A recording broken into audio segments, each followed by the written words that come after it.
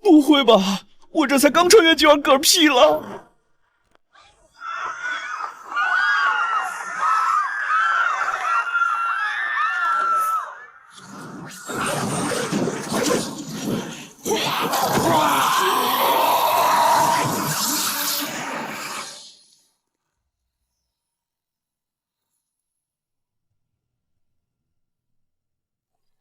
诡异恐怖组织进士会12使徒之一典狱长于昨日突袭东南亚详兴数据地，教徒全灭。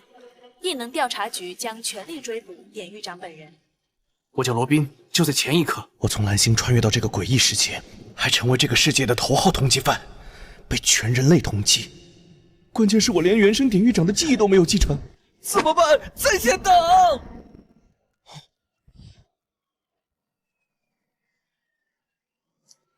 冲着我来的，这些赃物还不能让人看见，得赶紧收起来。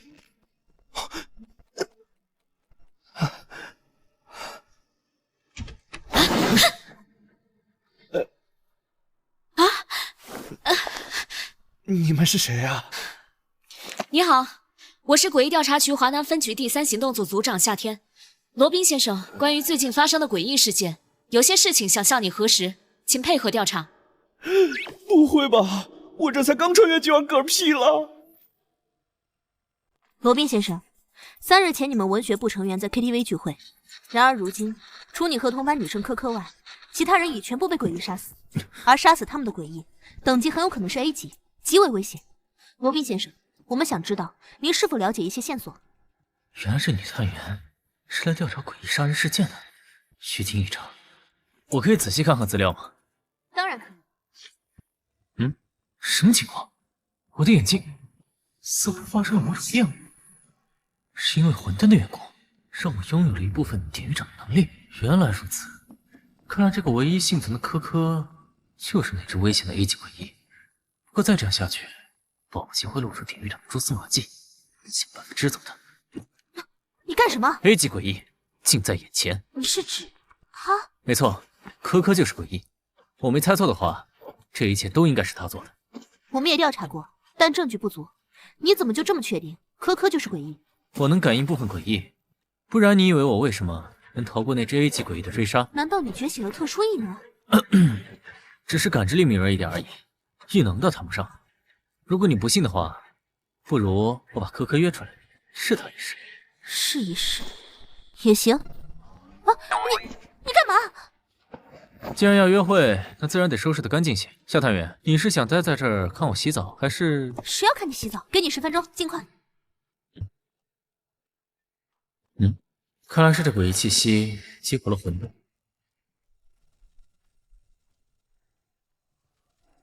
这是……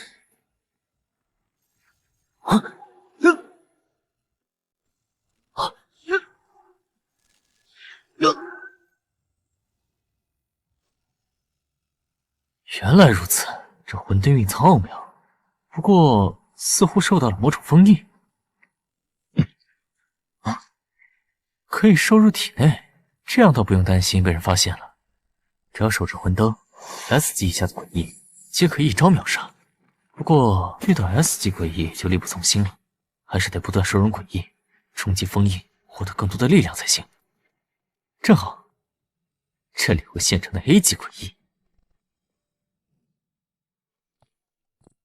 罗宾，你不是约我吃饭吗？怎么带我到这里来？可可，我有件事情想和你说。什么事？可可，我喜欢你，做我的女朋友吧。这家伙该不会是借着调查的名义来泡妞的吧？这科科怎么看都不像诡异，圣辉墙能感知到诡异，可现在什么反应都没有。那是可可，做我女朋友怎么样？罗宾，其实我也喜欢你。真的吗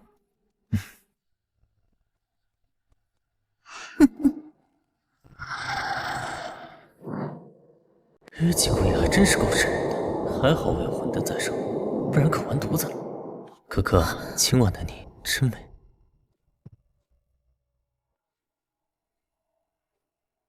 好想吃了你。我也想一口把你吞掉。真调皮，没有想到你也有这么奔放的一面。遇到像你这样处处透着迷人味道的人，自然会忍不住想吃掉你。那我们不如现在就开始。这么急？这样才刺激嘛！魂灯虽然能收容这只诡异，但典狱长的身份不能暴露，得找到合适的时机。就现在！第126647号诡异，今日我代表调查局将你清除。钓鱼执法倒是你们一贯的作风，正好，我好久没有品尝过你们这种身怀异能的调查员的味道了。今晚可以开开荤。痴心妄想！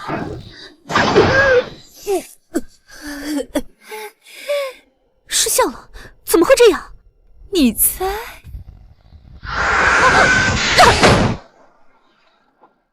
虽然调查员的滋味不错，但你身上的味道更令我着迷。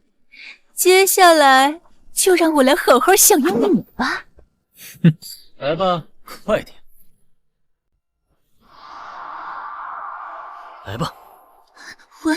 魂灯，你是典狱长？怎么会遇到这个煞星？我得赶紧逃！现在想逃啊！等等，不要！哦，原来如此，怪不得夏天你强对可可没用，原来诡异不是可可，而是可可的那件衣服。你逃不掉。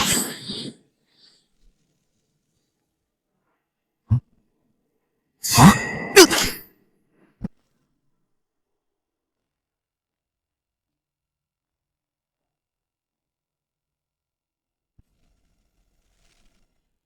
这里是魂灯内部的鬼域吧？收容关押诡异的地方，怎么空荡荡的，一个诡异都没有？嗯？根据魂灯中的信息，诡异被收容关押之后，典狱长可任意处置，甚至能使用他们的能力。让我试试。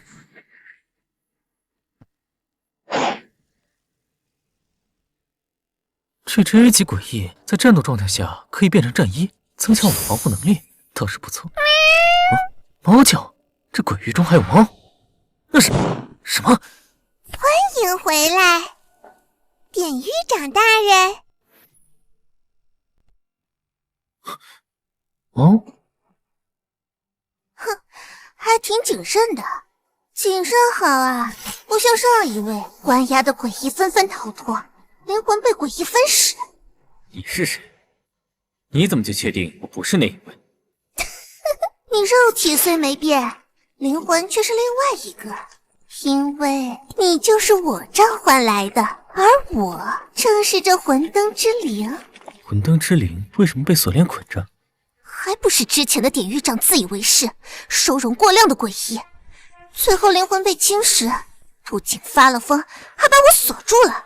我怎么知道你说的是真是假？说不定你就是诡异变的。诡异可无法驾驭魂灯的力量，而我作为魂灯之灵，可以轻松驾驭魂灯之力，甚至我还能让你变强。从现在开始，你可以轻松收容 S 级的诡异了。哼，现在信我了吧？这黑猫竟然能使用魂灯的力量，看来它与魂灯牵扯极深。不过现在还无法完全相信它，但可以利用它来变强。好，我相信你。这就对了，我亲爱的典狱长，初次见面，我可以给你一份奖励，不知道你想要什么奖励？我是魂灯之灵，而你作为典狱长，也算是我的主人，你可以向我提出任何要求，甚至是一些过分的。真的吗？当然。既然这样，那我就不客气了，毕竟压抑太久了。想要奖励就尽情索取吧，我亲爱的典狱长。你能不能像刚才那样，直接灌输力量，让我变强？啊？外面太危险了，这让我很没有安全感。不如直接让我变得和之前那位典狱长一般强大。你想多了，现在鬼域空空，让你强大到 S 级的程度已经是极限了。那你还说个锤子？再见。这么现实的吗？典狱长的力量想要变强，就只有将鬼域填充满，而收容鬼域一时半会儿可急不来。不过有一个方法可以让魂灯的力量快速恢复。什么方法？让魂灯吞噬鬼物。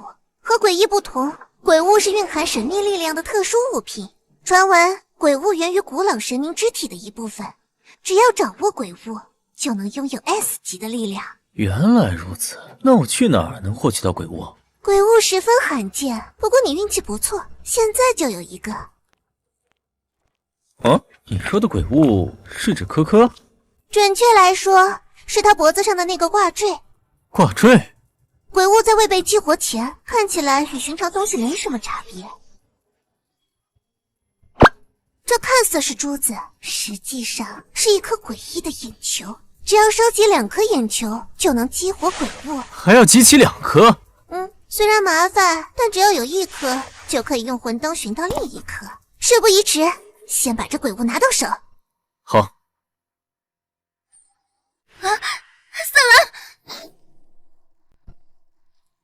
对不起，罗宾，我还以为你要对我做奇怪的事情。没关系，是我太突兀了。对了，这珠子是你从哪里得到的？这是我在家里找到的，我看它好看就拿了。或许是我爸妈从古玩店淘来的吧，他们就喜欢买些老物件。是因为这个东西才让我招来诡异的吗？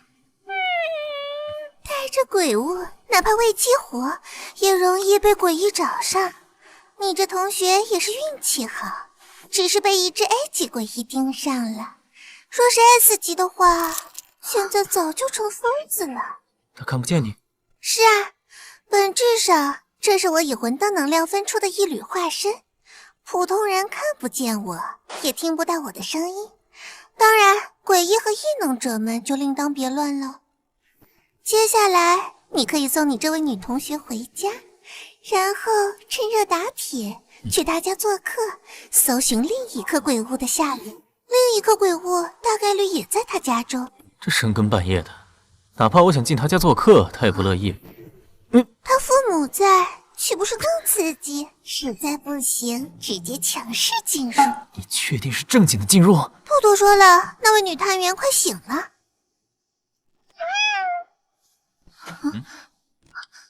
罗宾，这是怎么回事？这就说来话长了。你是说有一位路过的异能者，轻松解决了 A 级诡异，然后就走了？对方有说什么吗？说什么？哦，对了，那人好像提了一句净世会。净世会？你送科科回家，我要赶紧回局里禀报。果然如我所料，这样一来，我就可以放心去找另一个鬼物了。科科，我送你回家吧。你是说净世会的人出现了，还帮助你解决了一只 A 级诡异？是的，局长。虽然我当时昏迷了，但那个协助我的罗宾亲眼看到了，净世会的人能如此轻易解决一只 A 级诡异，我怀疑那是典狱长。哦，典狱长自匠心教事件后，他可是消失许久了。你做得很好，接下来我会增派人手，加大巡查力度，说不定真能揪出那位典狱长。局长，还有一件事。什么事？那个协助我的罗宾有些特殊的天赋，对诡异很敏感。经过神术的赐福，或许能觉醒异能，成为我们的一员。任何一个异能天赋者，对于我们而言都是不可多得的人才。这罗宾，你可以好好考察考察，培养成我们的骨干。不好了，局长大人，城东区明月小区爆发了诡异污染事件，据探测，污染等级为 S 级。城东区明月小区，那不是科科家所在的小区吗？夏探员，你是 A 级异能者，本部应让你参与这任务。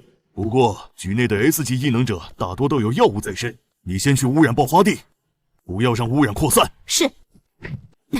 典狱长，没想到你居然又回来了，还出现在调查局的面前。你这次又是打的什么主意？这是什么情况？难道我们又被诡异盯上了？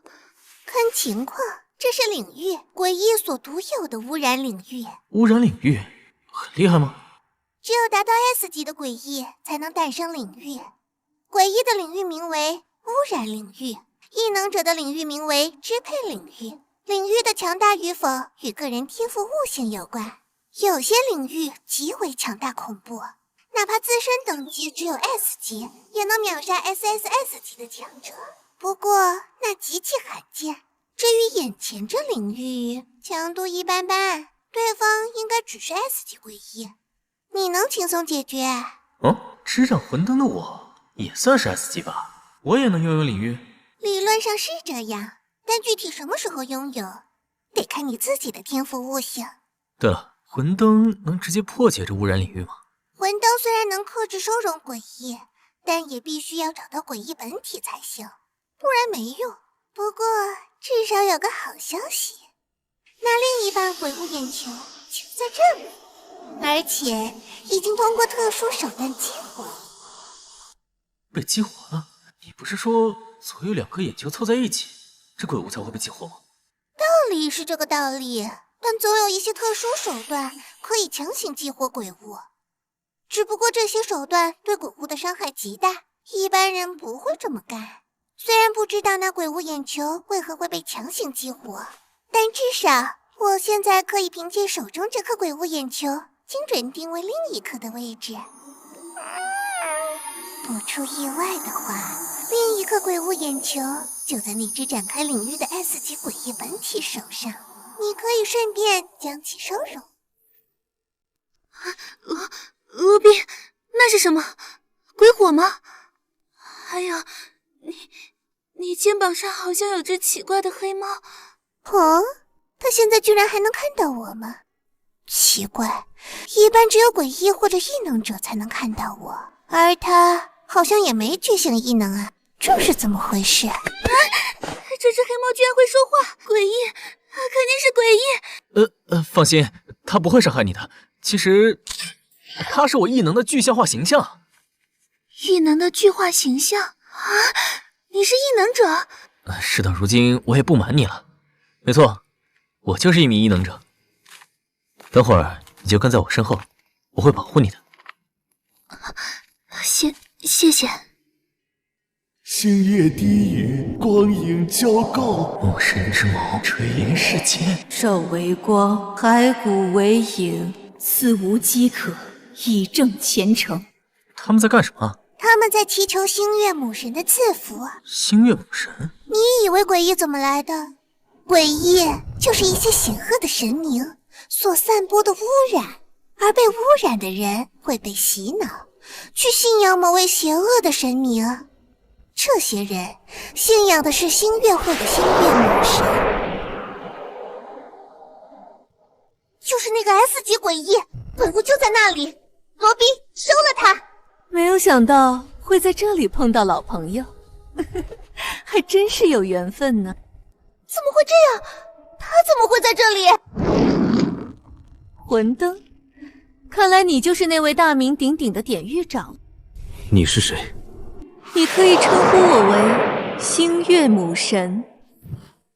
你不是说是绝不会花费大代价神降吗？我哪知道这老女人发什么神经？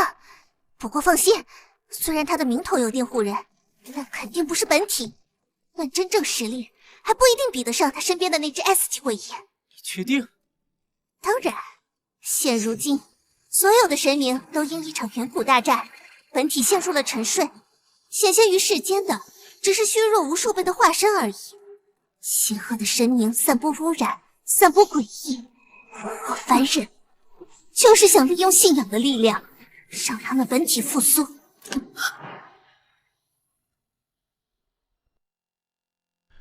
妈，你们在干什么？是小柯呀，向母神叩拜。一起过来，母神会好好宠爱你的。小柯，听你爸妈的话，是不会害自己孩子的。加入星月会，伟大的星月会眷顾你。星月低语，光影交构，母神之矛垂帘世间，血之光海为营，此无饥渴，以正前程。喂，可可，你去哪儿？你怎么了，可可？啊，星月母神，星月母神，对，星月会就是我的家。什么情况？这是李玉跟李明。喂，陆斌，你怎么也呆住了？喂，是被抓走了。什么？典狱长，今天我的目标只是这女孩，识相的赶紧离开，不会放你离去，否则你就真死路一条。你的目标是珂珂，他只是个普通人而已。就你刚刚那一出，把他吓得都走不动道了。我知道了，我知道这老女人为什么忽然神降于此了。如果我没猜错的话，珂珂应该就是传说中的无暇鬼女。无暇鬼女那是什么？无暇鬼女是一种特殊的体质，由古老人民的肢体转生而成。无暇鬼女有着诸多不可思议的妙用，其中一种就是用作神明的容器。神明的容器？对，这老女人想以珂珂为容器，让本体的力量复苏。哼，就算你们知道了又如何？我已布下仪式，这个女孩会势在必得。阻止她！无暇鬼女对我们也很重要。典狱长，你可想好了？虽然目前的我只是化身，但你现在的力量也不过 S 级的程度。现在与我作对，可不是一个明智的选择。不要说她不过，我会帮你对付这老女人的。与神明作对，的确不是明智之举。现在离开。明智的选择。走吧。好嘞，祝你一世顺利啊！神，他残害了我们鬼神联盟不少鬼役，前些日子还灭掉了将星教，就这样放他离开吗？你疯了！若让那老女人顺利将无暇鬼女变成容器，你以为她会放过你以为我真打算保护？那你想要对付那些阴暗的诡异，就得让更加阴暗。七月第一，光影交构，武神之矛垂连世间。仪式进行得很顺利，无暇鬼女很快就能成为我的容器了。如此一来，我的本体复苏有望。恭喜母神，我们星月会也将成为联盟3大教派之首，吞并另外2派更是早晚的事。时机已到。我感受到了力量的复苏，不愧是无暇鬼女。再过10秒，这具身躯就属于我了。什么？那家伙在耍我！辛苦了。果然，星月母神是以这鬼物作为临时容器降临于此的。可惜强行激活后，这鬼物眼球也被破坏了。你敢跟我玩阴的？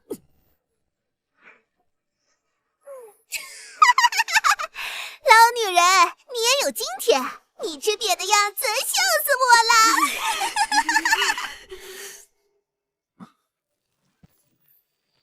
有了临时容器，你应该很快就会消散。接下来你是自行了结离开，还是我送你一程？你胆敢威胁神明？不过一具化身而已，就别威胁我，不然我一个不高兴灭了你的星月会，让你再无复苏的可能。哼，大言不惭！接下来就让你知道亵渎神明的代价。什么情况？不好，他在疯狂汲取信仰之力，这些人都完了，赶紧阻止他，不然这老女人的化身会具备 SSS 级诡异的力量，一招就能灭了你。看，忘了他旁边还有个 NPC 了。你的对手是我。区区 S 级也敢叫嚣，收了。与其让你被魂灯收，还不如作为我的养料，算是废物有用。虽然来不及汲取完所有信仰，但加上这份 S 级养料也差不多了。接下来让你领略一下神明的领域。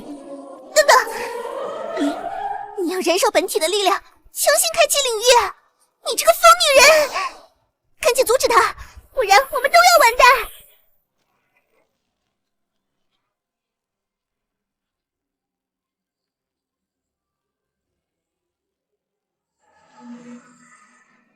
啊，这里是想吐。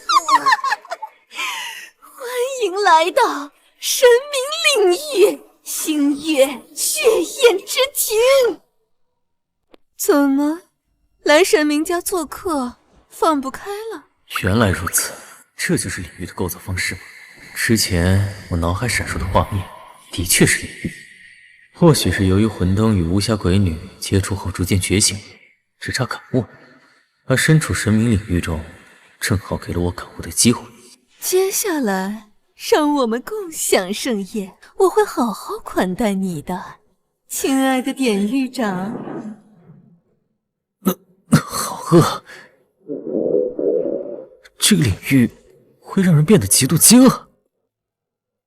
千万不要吃这块肉，一旦吃下，你的肢体就会少一部分，相当于是在吃自己的肉。如此美味，真的不享受吗？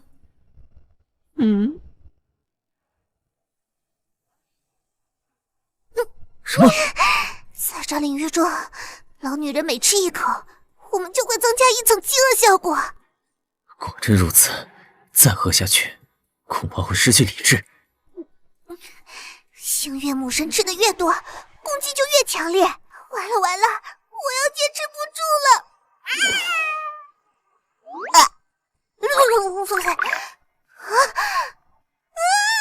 你怎么也在了？别吃啊！吃了我们就完了！好好享用吧。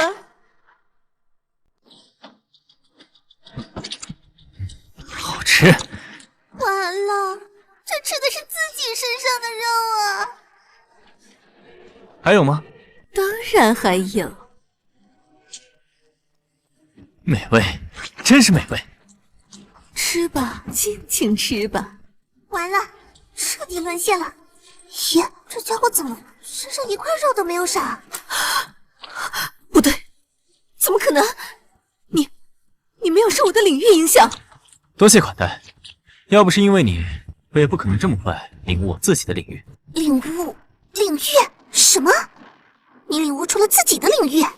星月血焰之庭可是神明领域，你就算领悟出了自己的领域，也不可能与我的神明领域对抗。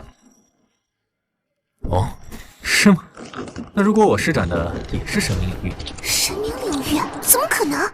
除了神明之外，凡俗之人是不可能施展神明领域的。神明领域，区区凡人也妄想施展神明领域，简直可笑。那如果我能施展？如果你真能施展，那我愿入你魂灯鬼域之中，供你随意驱使。哦，那可是你说的，不许反悔。我可是神明，所说言语皆是神谕，不可能反悔。既如此，星月垂泪，万物无厌。这是怎么可能？神明领域，星月血焰之庭。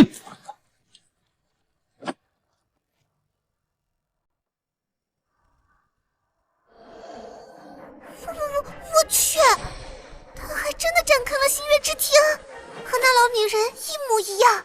虽然不知道是怎么办到的，但这的确算得上是货真价实的神明领域。老女人看到了吧？这不就是神明领域吗？赶紧进到魂灯鬼域进来，看我怎么调教你！除了我，怎么可能还有人会施展着星月血焰之庭领域？不可能，绝对不可能！这一定是假的，只是幻想而已。居然敢用假的来欺骗我，不仅亵渎神明，居然还敢欺骗神明！今日你必死！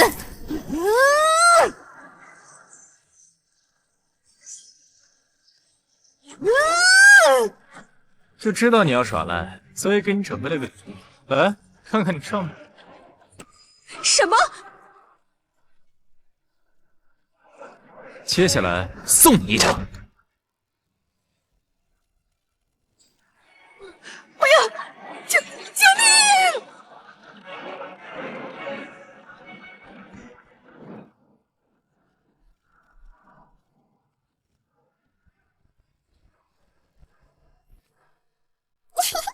老女人啊，老女人，这成为阶下囚，仇的滋味，怎么样？现在的我不过一具化身而已，没有稳定的容器做载体，锁住我也没用。哦，是吗？谁说你没有容器载体的？你可以仔细感受一下现在体内的力量。这是无限鬼女的气息，你在将我与无限鬼女融合？没错，无暇鬼女既可以成为神明容器，也可以成为神明的监狱。以魂灯为纽带，我可以将你的神明力量一点点的与无暇鬼女，直至最终将你彻底囚禁在监狱里。外面有人来了，是调查局的人，你就在这里守着。有调查局的人在，最好不要出面。好嘞。我的这位典狱长大人是越来越让人刮目相看了。你以为他察觉不到你别有用意吗？他觉醒的领域十分诡异，你早晚也得栽在他的手上。我当然有此疑虑，不过在此之前，可以看到你栽在我手上，也是人生一大幸事，不是吗？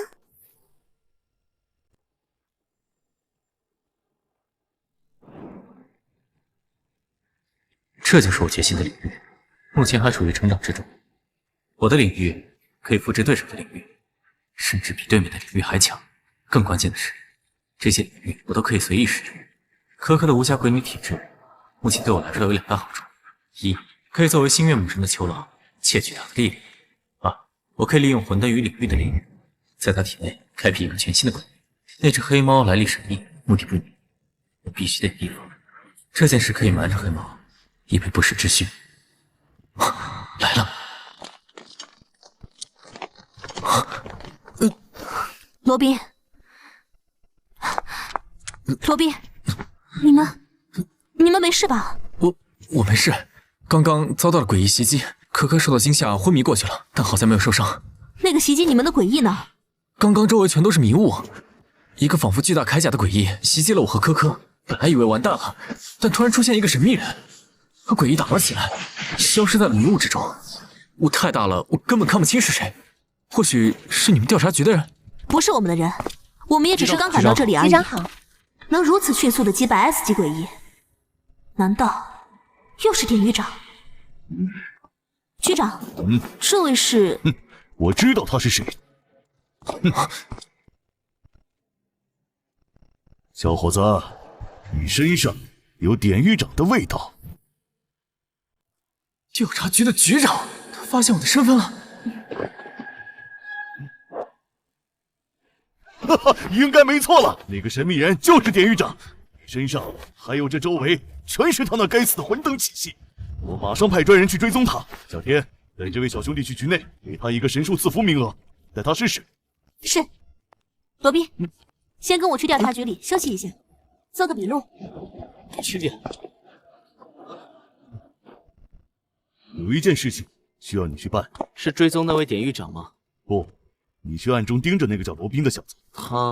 你怀疑他和典狱长有关系？警视会的那位典狱长3番2次出现在这小子身边，还恰巧救了他。你觉得事情会有那么巧？我明白了。笔录做好了，照理来说应该让你回家休息的，但局长安排了神术赐福，可以去试一下。无论结果怎么样，对你都大有好处。这个神术是什么来头？我也不知道神术的来由为何，据说神术来源于某位神明，也不知道是真是假。至于觉醒异能，这就要看你自身的天赋潜力了。理论上来讲，神术的作用就是激发你的天赋潜力。当然，哪怕你没有觉醒异能，神术也会恢复伤势，治愈疾病。很多人争破头皮都想要一个赐福名额。神术可是好东西啊，可以帮魂灯恢复能量，一定要多好好羊毛。我们到了，等会儿跟着我说的做就好，别紧张。这就是神术吗？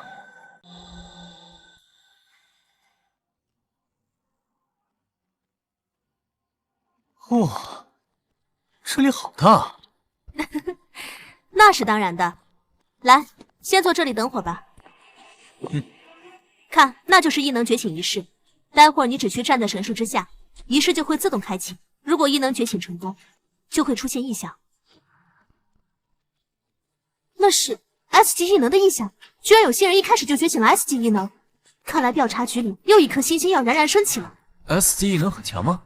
S 级异能说强也不强，因为依靠后天的努力，达到 S 级的概率还是挺大的。像我一开始是 B 级异能，依靠这些年的努力，已经达到了 A 级。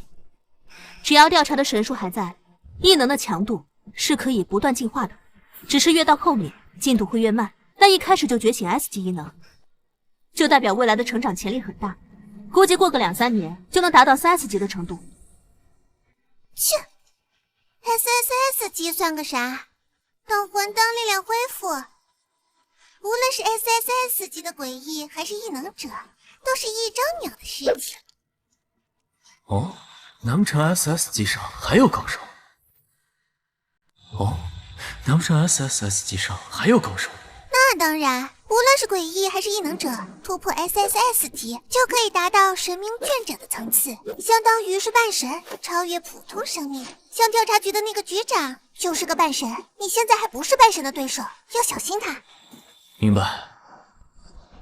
那边结束了，接下来该你去进行仪式了。好。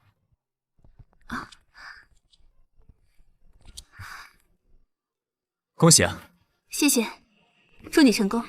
你说我能觉醒出神秘异能吗？这个可说不准。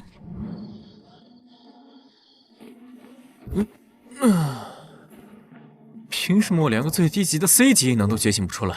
你都典狱长了，还稀罕这些货色干嘛？而且还有神树这么大个羊毛可以贴天耗呢。技多不压身嘛，多一个又没坏处。我操，怎么多了个老年机在这儿？刚刚怎么没注意到？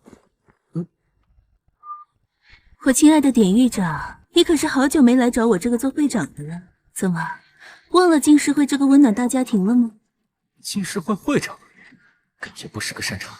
找我有什么事？明天一豪酒店，房间号808，我们好好约一下。跟了一路，不累吗？感知力如此敏锐，你小子果然不简单，怪不得局长让我跟着你。局长，看来还是被怀疑了。这可难办了，无论是放他回去还是杀掉，都会暴露身份的风险。只可惜他遇到了我。你有办法？你就看着吧，向你展示一下我的能力。你是诡异，至少 SS 级诡异，居然与诡异为伍，你果然有大问题。我这就向局长禀报。啊！等等，不对，怎么动不了了？你想去哪儿啊，小可爱？我知道你是 S 级的演戏呢，十分擅长伪装逃匿。但如果你的时间停止了，还能动。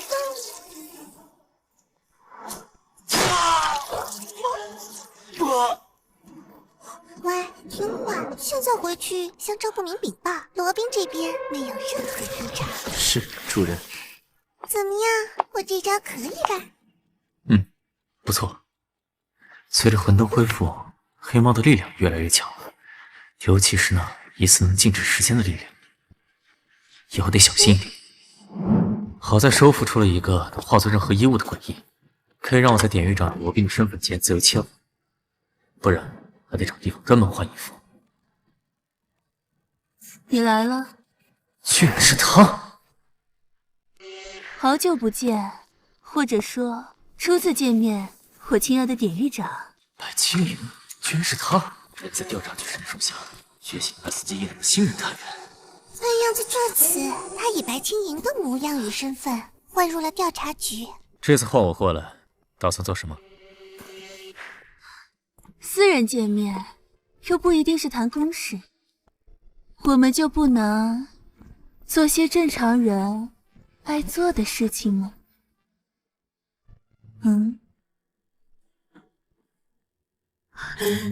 你退一步的动作认真的吗？时间就是金钱，会长大人。好吧，不开玩笑了，没情趣的男人。这次我换你来，目的很简单。调查局的那棵神树，经过长年累月的培育，衍生出了一种特殊宝物，名为神树之心，并将在3天后彻底成熟。什么？神树之心？想到神树之心已经快孕育成熟了，罗宾必须得到神树之心，黑猫对此十分在意。不过他是真的想恢复魂灯力量，还是说别有用意？你想窃取这颗神树之心？没错，这颗神树之心对我们净世会有大用处，而且只要拿到那颗心，神树就会枯萎，而没有了神树力量作为补充，调查局就是待宰的羔羊。调查局一直阻碍我们净世会的行动，想来你也对其早就不爽了吧？典狱长，有没有兴趣陪我玩这场大的？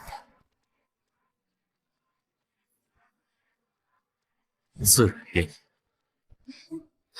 好，那我们3天后调查局里见。罗宾，我真的能行吗？可以觉醒出异能吗？放心，这几天的特训也不是白练的。这3天时间，利用调查局的情报网络，收容了不少诡异。除了用于恢复魂灯外，还偷偷将部分诡异以及神术力量储存到了科科体内的全新诡域中。这些就是我背着黑幕，利用诡域与魂灯力量悄悄收获的诡异。这是从星月母神身上窃取的神明之力，算是目前的底牌之一。这个则是从神树那边薅羊毛所获得的力量。作为无暇鬼女的科科，算是我的一盏新魂灯，配合上领域的力量，我的综合实力应该已经不弱于 SSS 级。同时，隐藏于科科体内的力量也可以保护他，并伪装成他的异能。好了，去神树那边吧。好。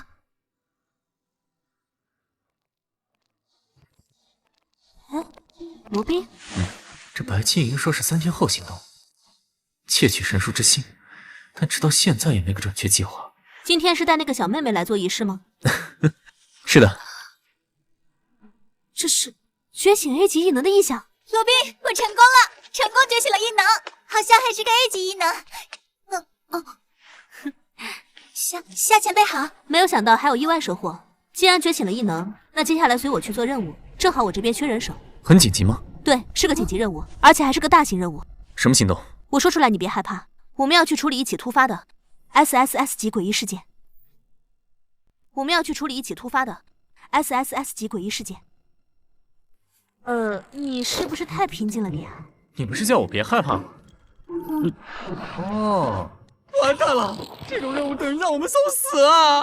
感觉自己被当傻子了，这也太假了。我们只负责过去打杂，做一些侦查任务。据我得到的消息，鬼神联盟的3大核心教派之永济中塔，他们派遣大部队来到了我们的城市。这是打算爆发诡异战争吗？不是，永济中塔丢失了他们的吉祥物，一个名为克敏之猫的特殊诡异。这克敏之猫身上蕴藏着一个至关重要、牵涉到神明的秘密，因此永济中塔对其极为重视。而眼下这克敏之猫疑似出现在了我们城市，因此引得一堆永济中塔的诡异过来，其余诡异也都虎视眈眈的。一个不好，恐怕还真会爆发诡异战争。哦，对了，差点忘了介绍，这位是白青莹，前几天你见过的那位觉醒了 S 级异能的新人，这次也随我一起去侦查。这是罗宾，他身边的这位叫科科。你好，罗宾先生。你好。不知为何，你总给我一种很熟悉的感觉，或许我们之前见过。当然了，前段时间你觉醒时，我们有打招呼。这白青莹似乎话里有话呀，难道他怀疑我是典狱长？你要小心，他的目的恐怕不仅仅是想要获得神树之心，估计也想趁此机会搞清楚典狱长的真实面目啊！他和典狱长不都是净世会的人吗？为什么要搞清楚典狱长的真实面目？你以为你手中的魂灯是烂大街的货色吗？净世会会长对于你的魂灯可是觊觎已久了。准备好，我们要出发了。根据情报，克敏之猫疑似在这里出现的，我们的任务就是侦查自处，一旦有什么发现，立刻禀报上方。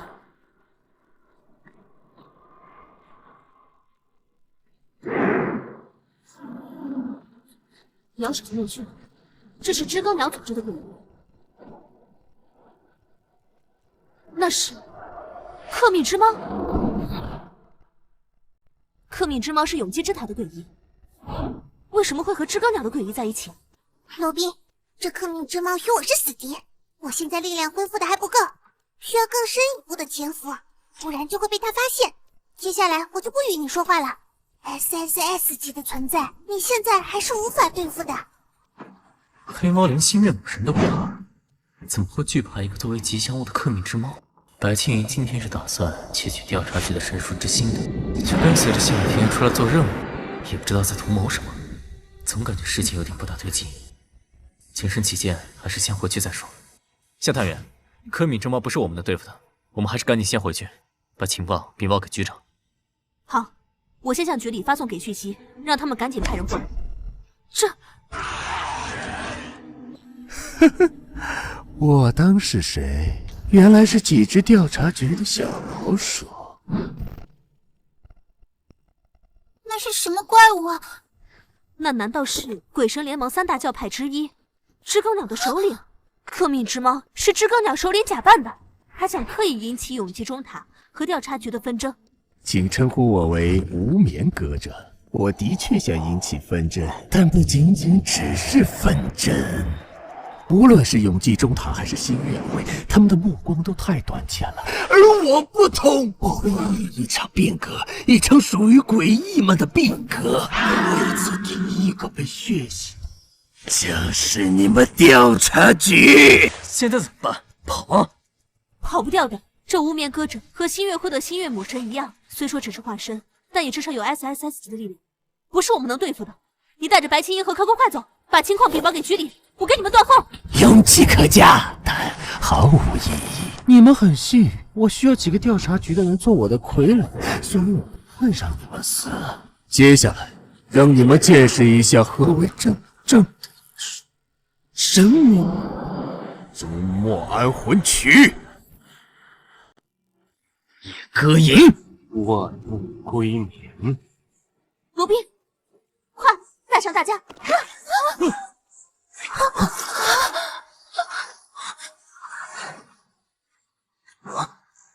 这是空间分割，打算逐个击破，倒是正好。这样一来，我倒是不用费劲费力的去伪装。哦，你倒是挺镇定。不错不错，跟其他几个货色不一样。作为奖励，成为我的第一个音符傀儡吧。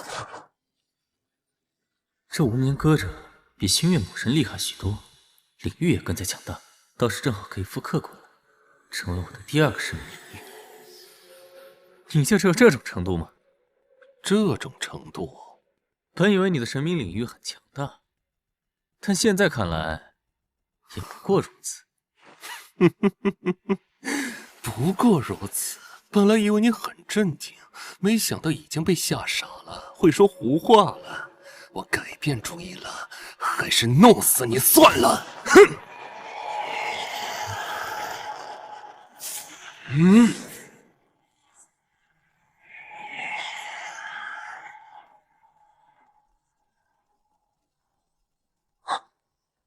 哇！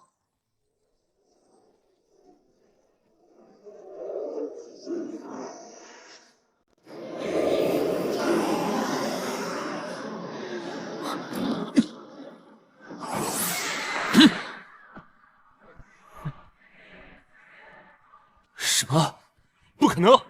能瞬间干掉 SSS 级异能者的招数，他一下就破开了。你到底是谁？凡人而已，不过是个可以弑神的凡人。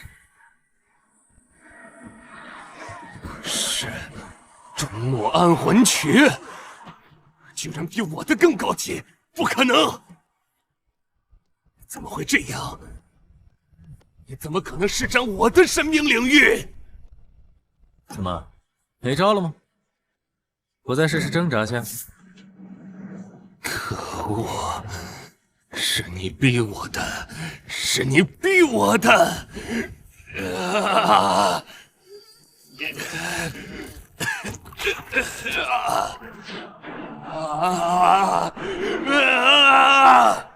看到了吗？这就是神与人的差距。管你模仿的再像，终究只是一个冒牌货的领域。一个？谁说我就一个领域？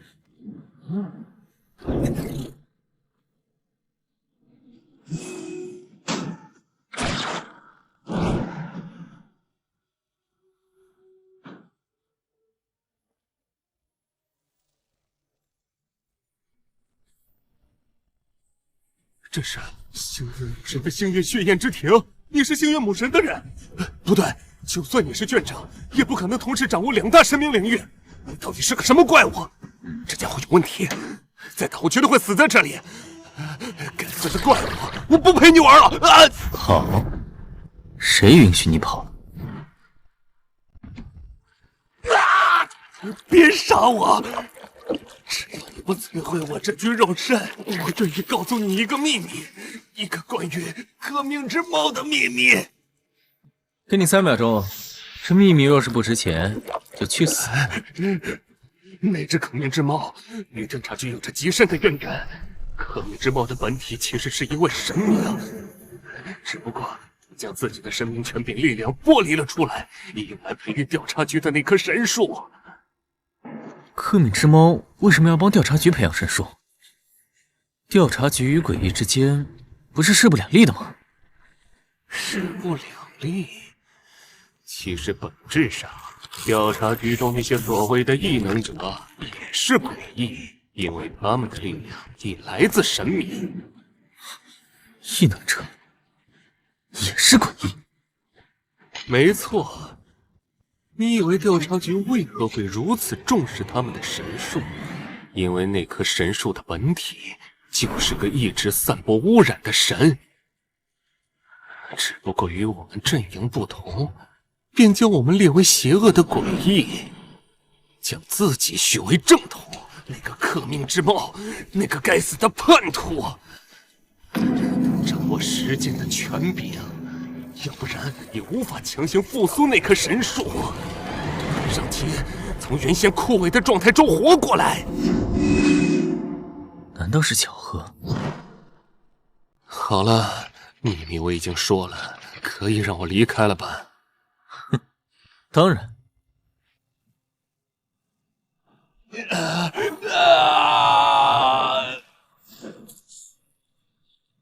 这下灯里又多了一个神。混蛋感受不到黑猫，的确有问题。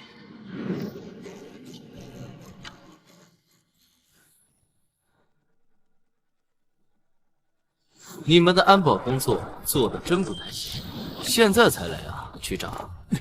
度假区跑回来的？局长，你好大的胆子，竟然敢把手伸到调查局的禁地！这神树之心，你这么看重啊？那我这么轻松就拿到了。你是不是该反省一下自己？不想死，就给我把神树之心放下！你官当惯了，你说放下就放下。呵呵，来抓我呗！我先走一步。竟然让他跑了！好一个典狱长，好一个有本事来抓我！竟敢在我的眼皮子底下戏耍整个调查局！哪位？我是谁不重要，重要的是我知道那位进士会的典狱长接下来会去哪里。在哪儿？那座废弃的钟楼广场。凭什么相信你？谁知道那里是不是个圈套？周局长，这点我已经告诉你了，至于信不信，如果你觉得贵局的神树之心不重要的话，那自然可以不来。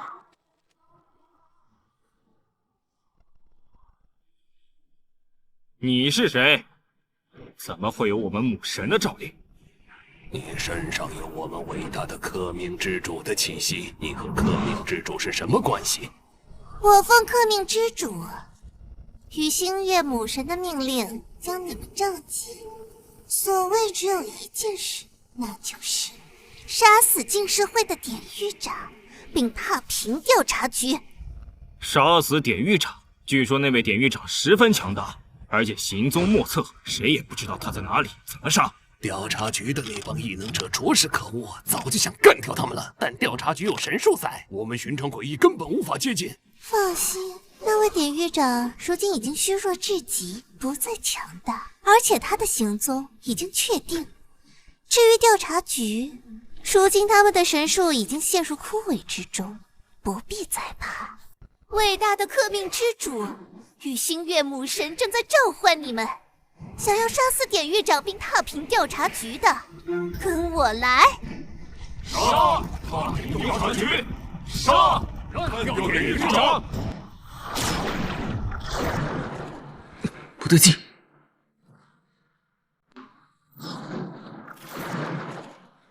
得劲。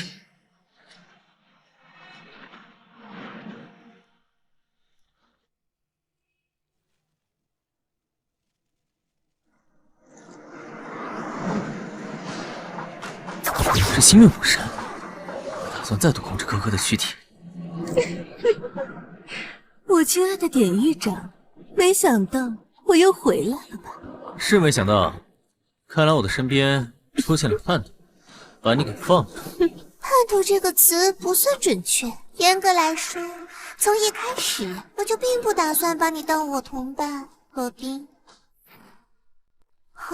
看起来你并不惊讶，也是，你比上一位典狱长谨慎多了，估计从一开始就不相信我吧。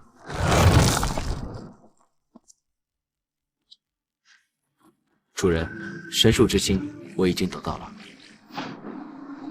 你做得很好。本来呢，我是打算借那无眠歌者的神明领域，把你做成乖乖听话的傀儡。毕竟你对我一直抱有警惕心，我不好直接对你下手。所以你故意引导我去撞上知更鸟手里。没错，可惜啊，那只鸟太废了。之前关于克命之猫现身的消息也是你散布出去的，为的就是把水搅浑，把永济中塔调查局的人都引过来。聪明，不把局面弄乱，我怎么有机会浑水摸鱼，拿到神树之心了？又怎么能逼你就范？罗宾，你也看到了，没有我，你根本无法完全掌控魂灯，把魂灯的使用权完全交给我，做我的辅佐者，或者说奴仆。如果我说不呢？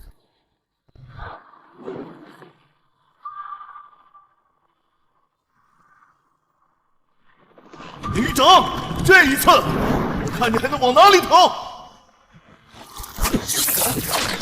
看到了，调查局倾巢而出，他们都以为你窃取了神树之心。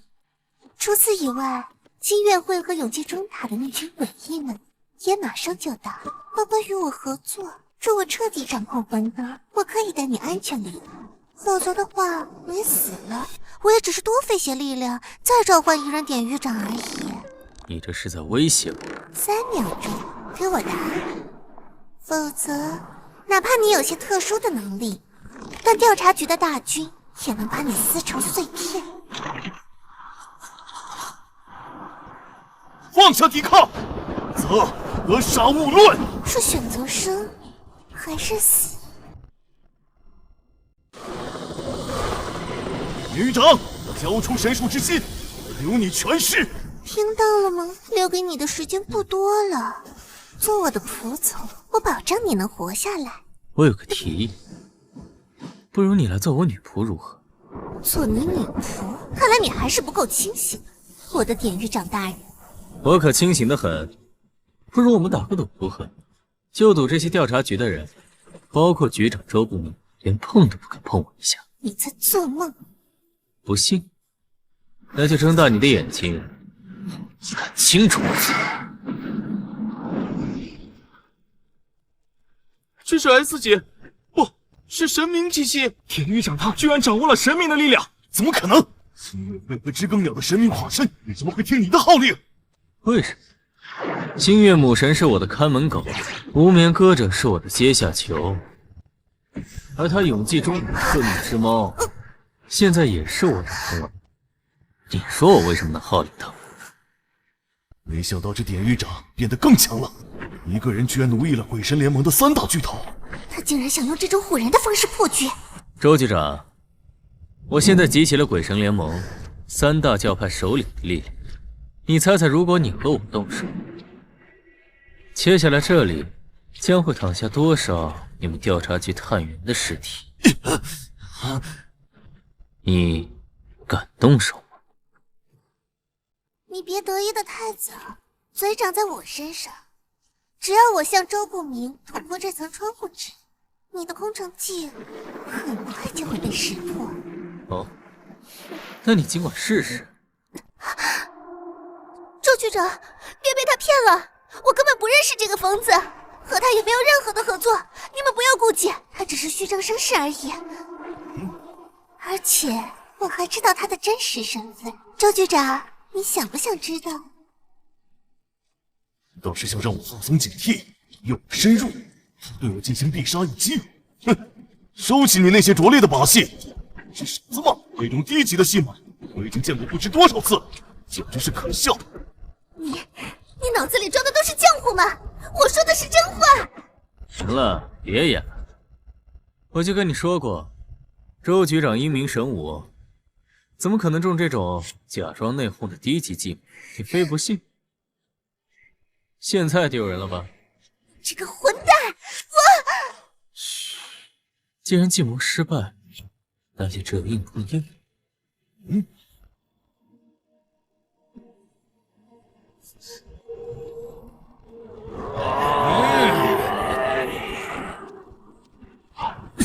局长，这里至少上千只，局长，我们该怎么办？我的诡异大军终于到了，这下看你还要怎么演。周不明，你说我被你们包围，是你们被我的大军包围了。你的大军？这分明是我的大军！无耻！世间竟有如此厚颜无耻之人！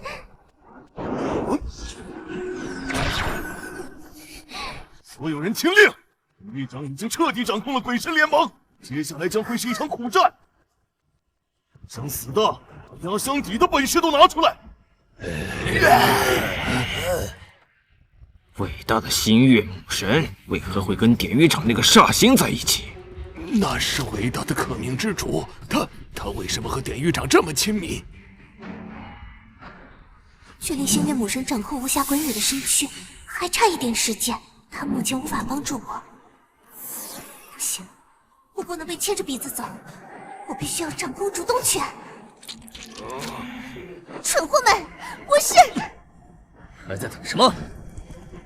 所有诡异听我号令！神明在召唤你们，干掉这些调查局的人！星月垂泪，一！没错了，伟大的母神在召唤我们，将他们全部吃掉！开火！开火！停下！你们这群没脑子的蠢货！好戏开场。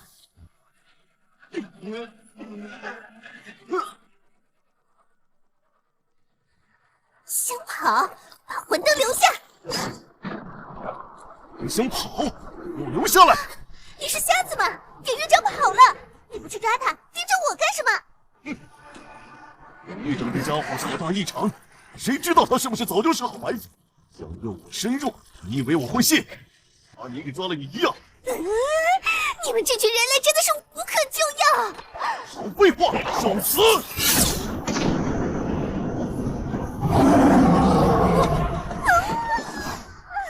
典狱长啊，典狱长，你以为你能逃得掉吗？我的典狱长大人怎么不跑了？刚才那股号令众诡异的威风劲呢？跑？这地方风景不错，适合叙旧。真会说话，多亏了那只黑猫，它不但帮我解开了你的锁链，还帮我彻底融合了这具无暇鬼女的身躯。现在的我可是货真价实的半神级，你拿什么跟我斗？半神，好怕！放心，我不会让你轻易死的。你在鬼域里囚禁我的那些日子，我会让你求生不得，求死不能。我会千倍百倍的还到你身上。我会把你灵魂抽出来，不停蹂躏，让你永生永世都在我脚下求饶。你就没有想过一种可能？是什么？不是你找到了我，而是我主动找上了你。主动找我？你是被吓傻了吗？又想用那套空城计来唬我？跪下！怎么回事？为什么我的攻击不听使唤了？这就是你所谓的半神级力量。你对我做了什么？你以为你掌控了无暇鬼女的身躯，殊不知这只是我让你以为的。怎么会这样？我明明掌控了这具身躯。等等，这具身躯内存在着鬼域，和魂灯一样的鬼域。这叫第二鬼域，怎么样，惊不惊喜？我不能再被关回去，烧到的生命怎么可以再从那位阶下囚？我必须回来吧，阶下囚。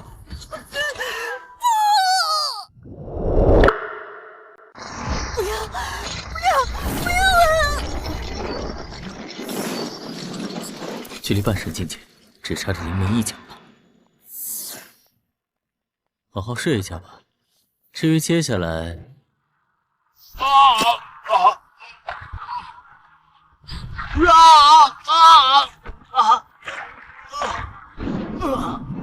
那是诡异，异能者变成了诡异。果然，无眠歌者没骗我，什么神术赐福，什么异能觉醒，其实本质上都是诡异。哼，既然都是同源的力量，那与其消散，不如便宜了我。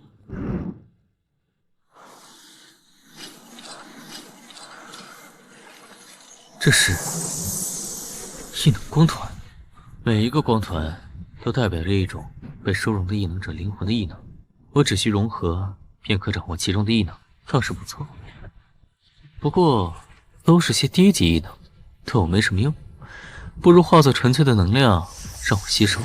虽然一个增强不了多少力量，但量变也能引起质变。难道说，这难道是3S 级别的异能？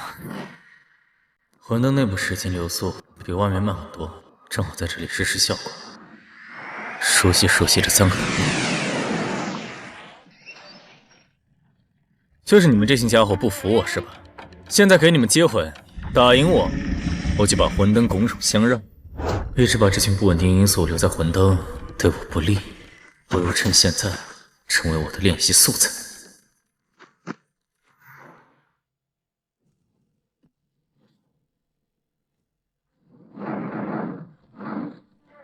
哦，这么急着给我送兵啊！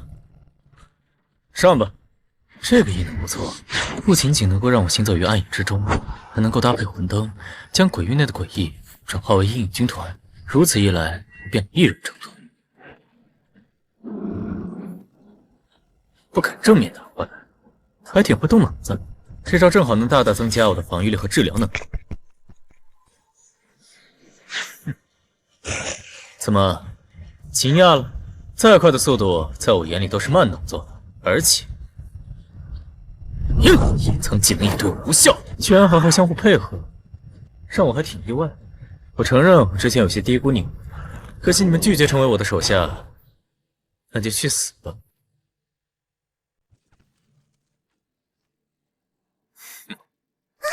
主人，我把周不明那个家伙引过来了，快杀了他！曾经那个见鬼异就打的典狱长，是彻底沦落了，不仅与诡异为伍，还不敢光明正大战斗。周不明是半神，你打不过他的。把魂灯给我，我可以带你逃走，保你一命，怎么样？逃？区半神，何足挂齿？周不明，你是不是误会了什么？我从未与诡异为伍，因为在这个世界上，弱者没有资格做我的队友，他们只是在追随强者的步伐，而我就是他们的王。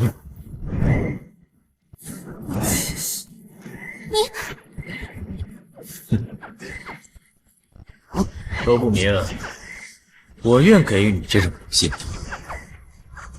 只要你跪下，便能追随我的步伐。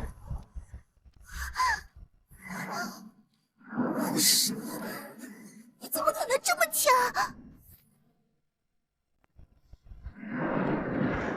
好大的口气啊，典狱长！居然敢让我追随！好！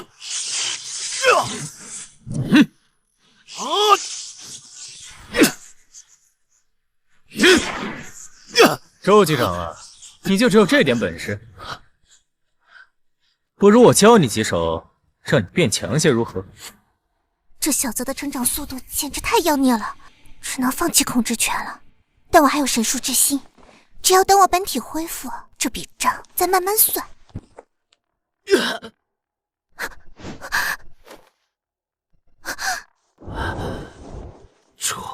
主人，怎么回事？没什么事，只是杀只小老鼠而已。什么？你居然破解了我的封印，还知道神树之心的位置？小猫咪，你的封印实在太小儿科了。倒是这幻术不错，不过在我面前玩这种灯下黑的把戏，你还嫩了点。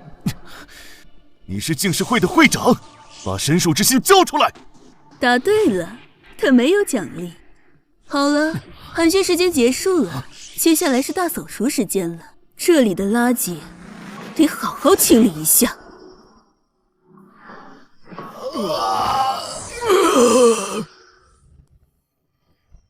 净世领域展开，接下来我将净化一切。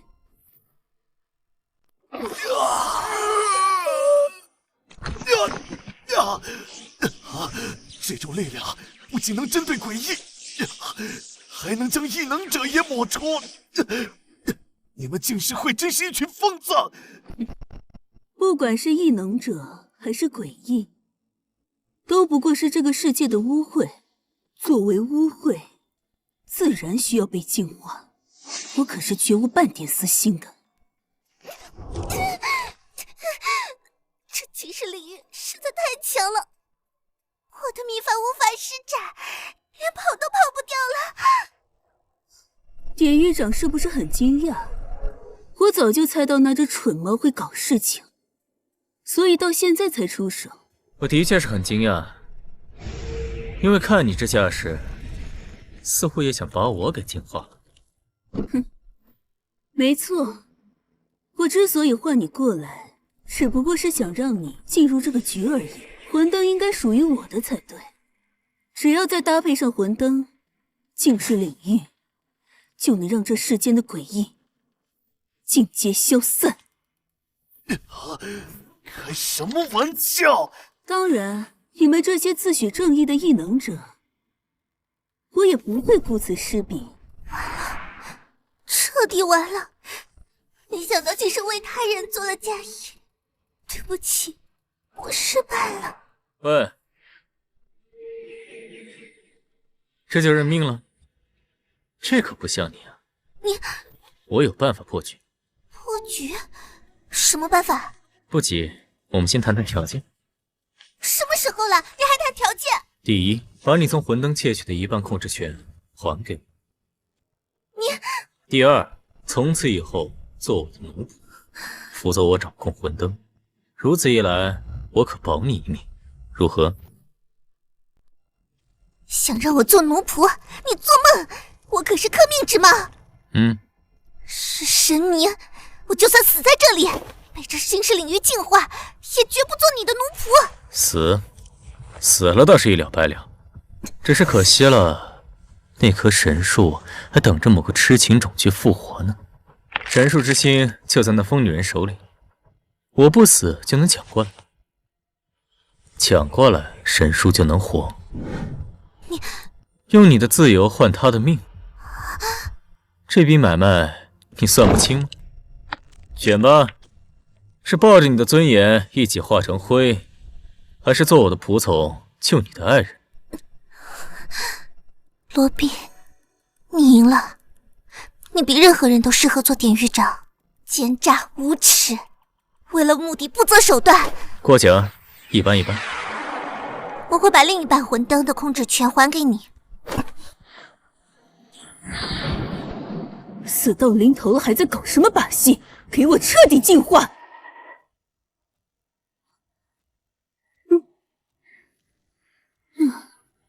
结束了。什么？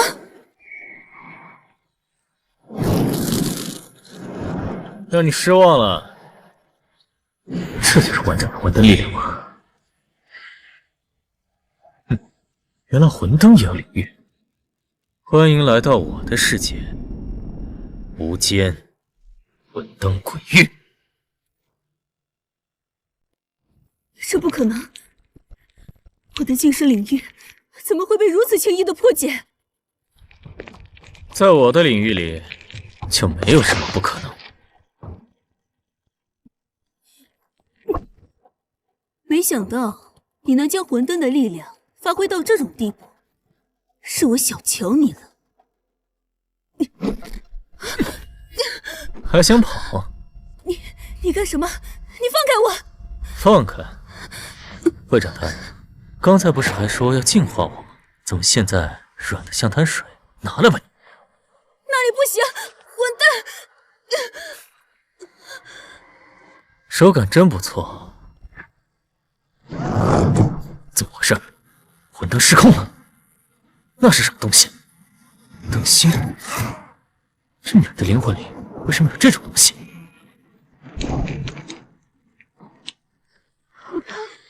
你在做什么？快停下！老师，我知道了，怪不得这白青鹰如此疯癫，想要净化世间一切的污染。什么？虽然我返还了魂灯的一半控制权，但魂灯依旧不是完整的。魂灯之内缺少一个最重要的燃火之物，那就是灯芯。灯芯具备魂灯最原始的本能，毁灭与净化一切。我以为灯芯丢了，没想到居然转世成人了。它就是灯芯的转世。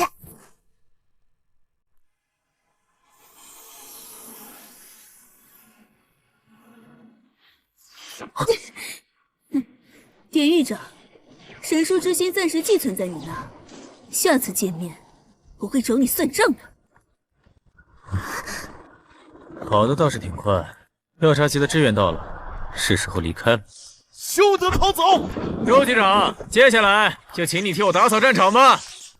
典狱长，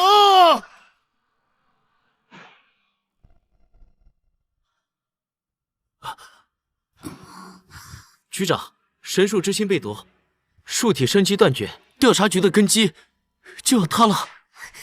该死的典狱长！我现在恨不得将那典狱长千刀万剐，但当务之急还是救活神树。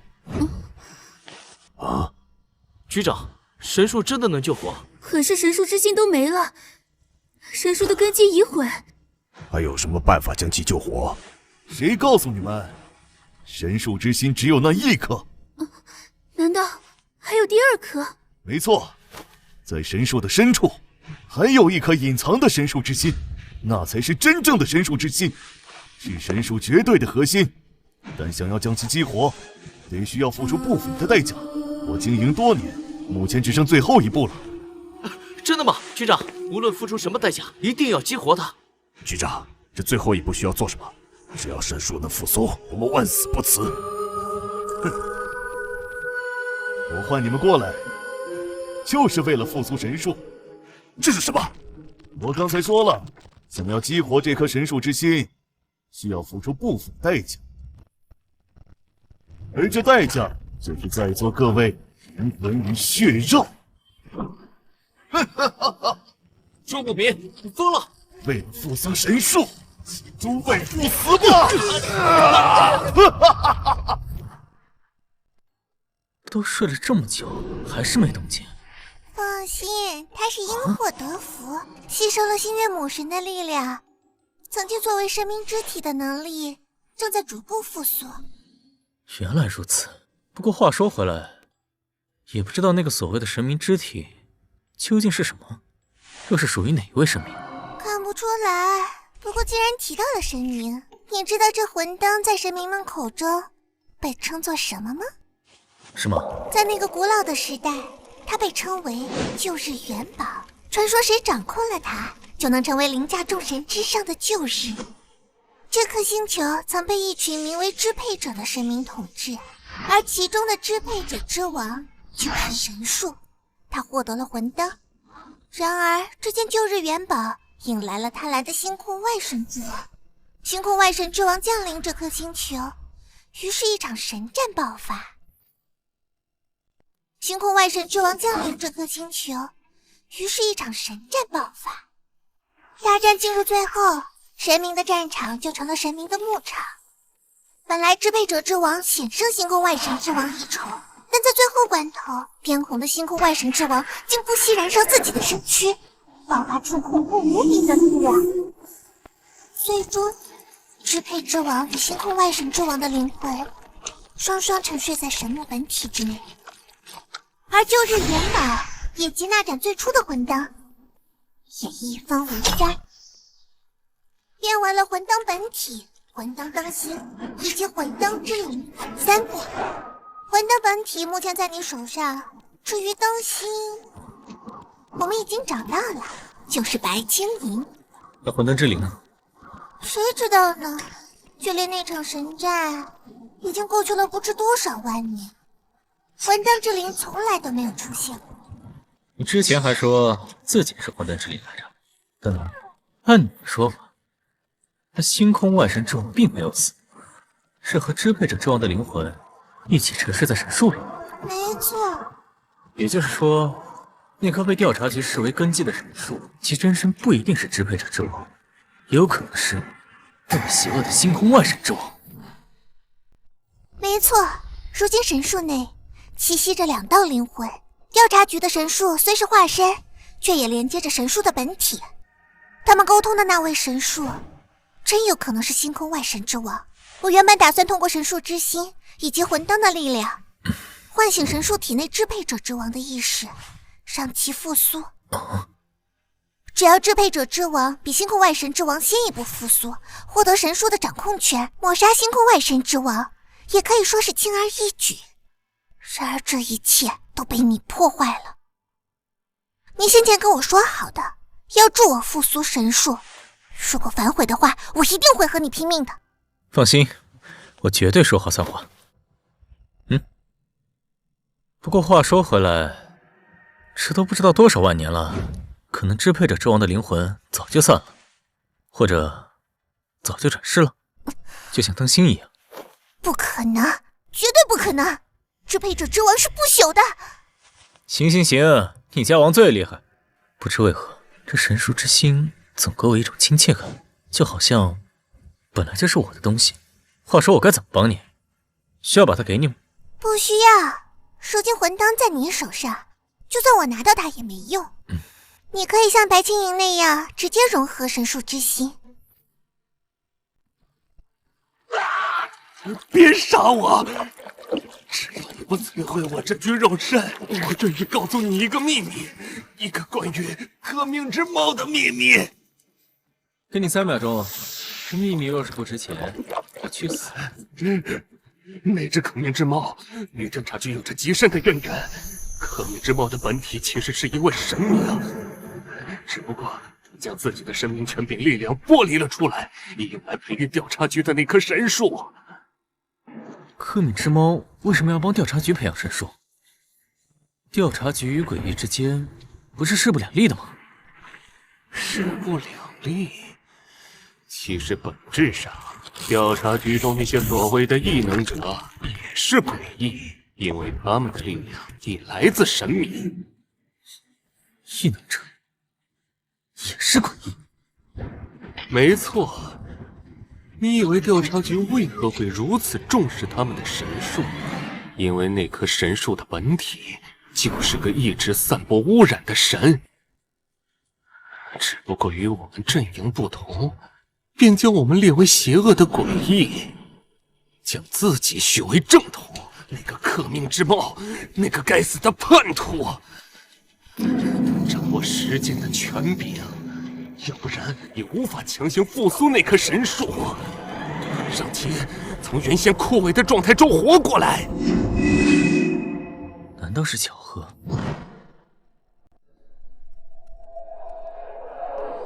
完美融合神树之心，这只有支配者之王亲临才能做到。难道说他是？可能支配者之王的灵魂早就散了，或者早就转世了，就像灯芯一样。难不成王真的转世了，而且还转生成了？发什么呆呢，我的小女仆？愿赌服输。某只猫可是信誓旦旦地说，如果我完美融合，就真心实意做我的仆从。我那个……怎么，堂堂神明还想赖账？我我当然不会赖账。既然不会赖账，那就叫一声主人听听。主人。真乖。吞噬吧，尽情的吞噬吧。只有鲜血才能洗刷污秽，只有牺牲才能换来新生，有机会成为神树的一部分。你们应当感到荣耀！成了，真正的神树之心复苏了。做得很好，周不明。这几十年来，你源源不断地送来血食，不管是诡异还是异能者，味道都很不错。能为您效劳，是我的荣幸，吴王。接下来，融合这颗神树之心吧。融合？没错，融合。融合之后，成为我的地上代行者，为我完成下一步的计划，而这也是我对你的奖励。吴王，你答应过我的，我要的是真正的灯神。我做这一切，献祭了不知多少调查局异能者，就是为了成为神明，成为这个时代的新神。我喜欢野心，你当然可以成神。这颗心脏只是第一步，而想要真正成神，你需按照我的吩咐去完成最后一步计划。好，我会按照一开始的谋划，为你完成这最后一步。好，那接下来就接受赐福吧。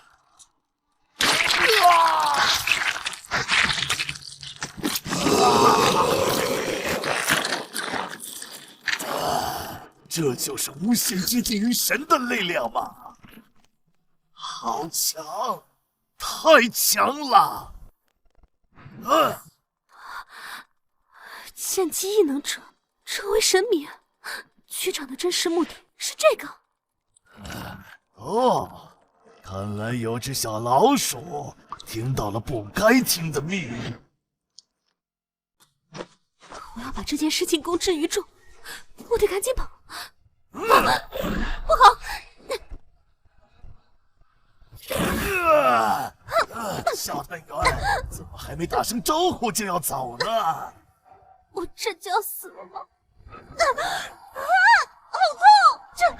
这是什么？放心，我不会杀你。养兵千日，用兵一时。你以为你的异能只是那平平无奇的圣盔枪吗？看到了吗？这才是你异能的真面目，虚空之石。所谓的圣盔枪，只是我特意给你设置的一层伪装而已。这虚空之石可以让我轻松地穿越于神明牧场之中，去完成最后一步计划，去迎接我的灯神时刻。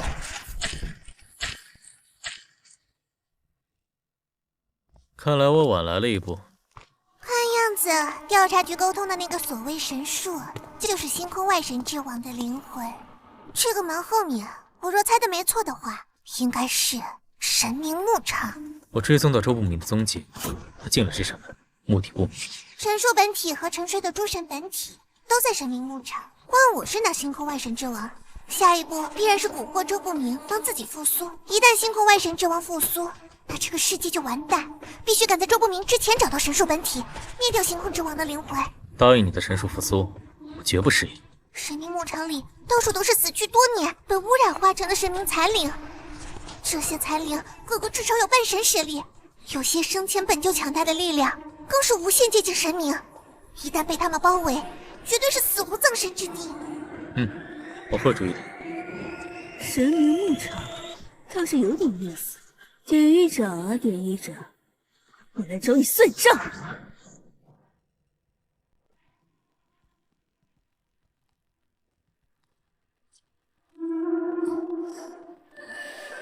这里就是神明牧场吗？这难道是神树本体？我明明在追典狱长的气息，怎么会到这？虽说搞不懂他和典狱长有什么关系，还让我感应出错，但这神树明显不对劲。谨慎点，我还是赶紧走。糟了！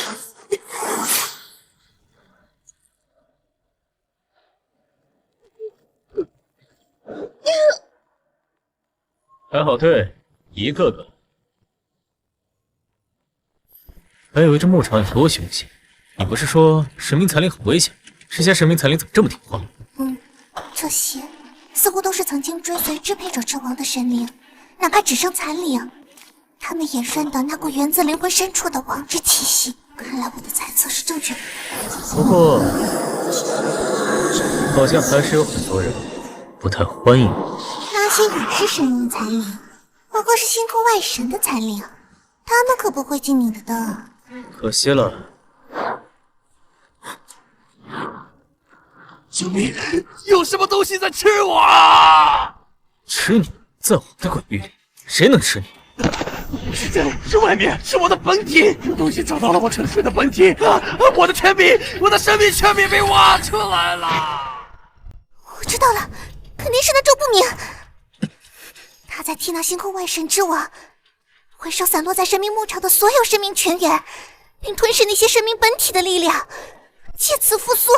下一个，那就是你登临的另一个神了。救我，典狱长！带路。很好，又一枚神明权柄。到手！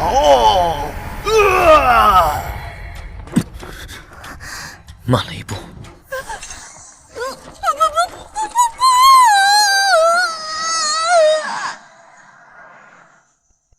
哟，典狱长大人，什么风把您给吹来了呀？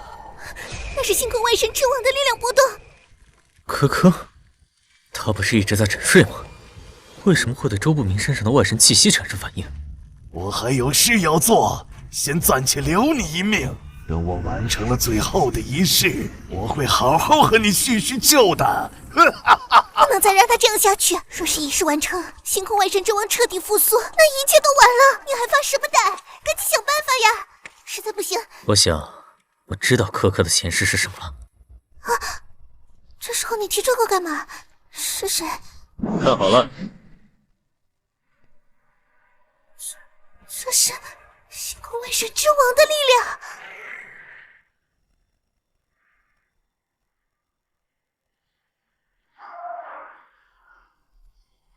接你们的王，恭迎吾王。我明白了，转生成科科的那个神明核心之体，是当年星空外神之王所残留的神躯。没错，科科体内的力量，本质上就是星空外神之王的神力，收容了这牧场中所有的神明残留。此刻的我，一人登神。就叫他罗宾吧。走吧，也该是时候彻底了结这一切了。吾王，神明牧场全部神明权柄，包含那些沉睡神明本体的力量，我已经搜集完全了。做得好，等完成最后的仪式，我便能彻底苏醒，也会带你跨过最后一步，成就神位。吾王，其实所谓的仪式，就是将这些神明的力量化作养料，融入自己的身躯，是吗？是。你问这个干什么？力量在我手，我凭什么不自己享用？老子早就不想给你卖命了！哼，这是神的力量，没有我调和，你一介凡人一旦融合，必爆体而亡。什么？你太小看我了！数十年供奉血石时，我一直在研究你精细神力的运作逻辑，今我已完美掌握。哦，这不可能！你竟然……没什么不可能！我隐忍多年，只为此时此刻。眼下我只差最后一步，就是吞噬你的神术本体。这就是神明的力量吗？终于成为了神明！我建立净世会，为的就是净化污染，抹除这些所谓的神明。我以为我能掌控一切，但事实证明，我太弱小，我什么都做不了，完全没力气了，动不了。真滑稽呀，我！你也有今天，嗯？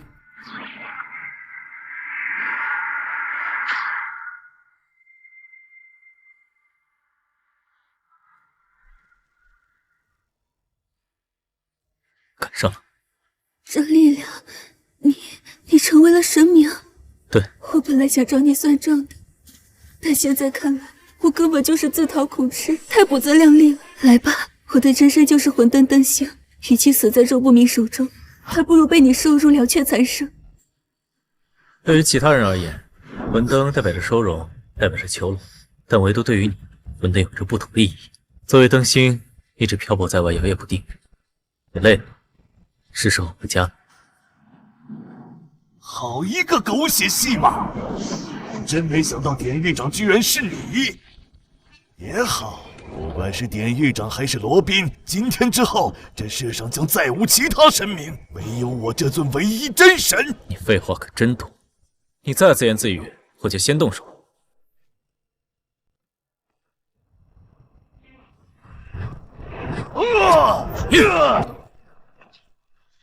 感受到我们的差距了吗？现在下跪求饶，我可以给你个痛快。什么？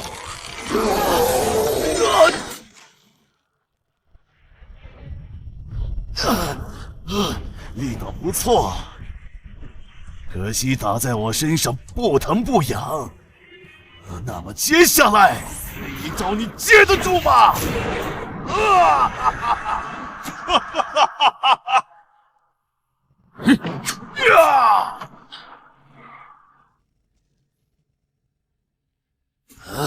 我得承认，你确实很强，居然能和现在的我打得有来有回。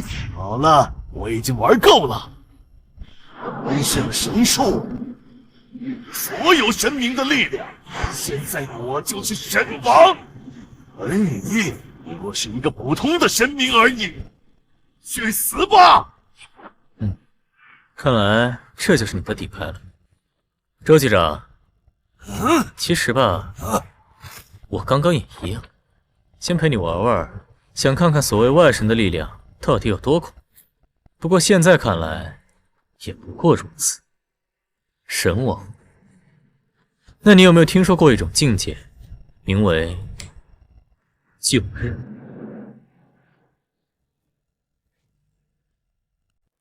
那你有没有听说过一种境界，名为救日？这是什么力量？我可是外神之王！不！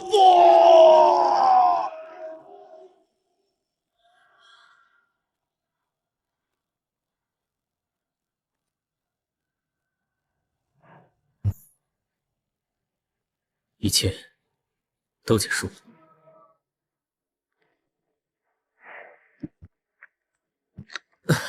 这就叫生活，没有诡异，没有污染，只有快乐水。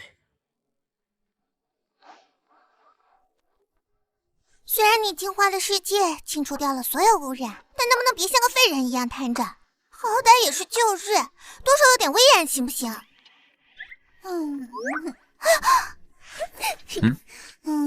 黑呀，黑猫姐姐，别这么凶嘛！罗宾哥哥这是劳逸结合。我真的懒得说你们。那个，罗宾，饭做好了，是你最喜欢的红烧排骨。辛苦夏大厨了。